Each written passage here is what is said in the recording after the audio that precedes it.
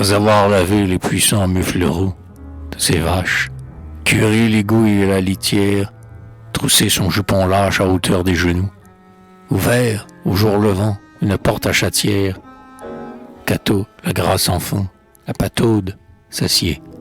Un grand mouchoir usé lui recouvrant la nuque. Sur le vieil escabeau, qui ne tient que d'un pied, dans un coin noir, où lui encore un octiluc. Le tablier de cuir rugueux sert de cuisseur.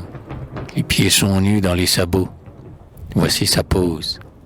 Le seau dans le giron, les jambes en équerre, les 5 doigts grappilleurs étirant la pyrose. Pendant qu'au réservoir d'étain jaillit le lait, qu'il s'échappe à jet droit, qu'il mousse plein de bulles, que le nez rougeau de Cato s'en repaît, comme d'un blanc parfum de pâle renoncule.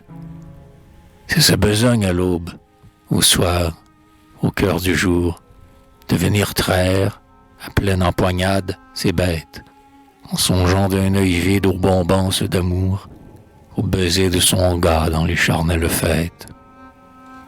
De son gars, le meunier, un grand rustaud rablé, avec des blocs de chair bossuant sa carcasse, qui la guette au moulin, tout en veillant au blé, et laboure de baisers gras dès qu'elle passe. Mais son étable avec ses vaches la retient. Elles sont là, 10, 20, 30, tout en graisse, leur croupe se haussant dans un raide maintien, leur longue queue au ras des flancs, ballant en l'aise. Propre, rien ne lui tend que le poil de leur peau. Forte, leur cuisse énorme et de muscles gonflés. Leur grand souffle, dans l'eau j'emplis, ameute l'eau. Leur coup de corne enfonce une cloison d'emblée. Elles mâchonnent tout d'un appétit goulu.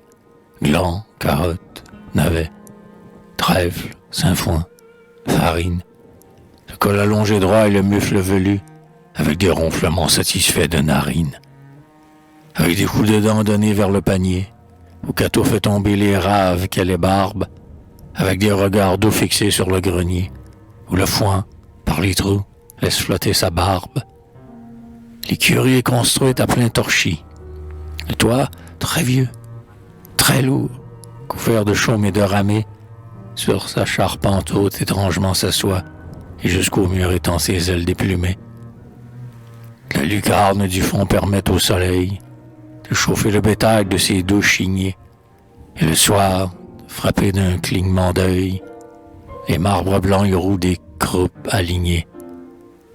Mais, au-dedans, s'attise une chaleur de four, qui monte des brassins, des ventres et des couches, de bouses mises en tas, pendant qu'autour bourdonne le sein noir et sonore de mouches.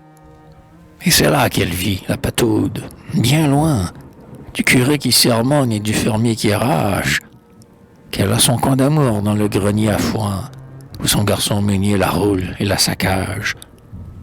Quand les tables au repos éclosent prudemment, que la nuit autour d'eux répand sa somnolence, qu'on n'entend rien, sinon le lourd mâchonnement d'une bête éveillée au fond du grand silence.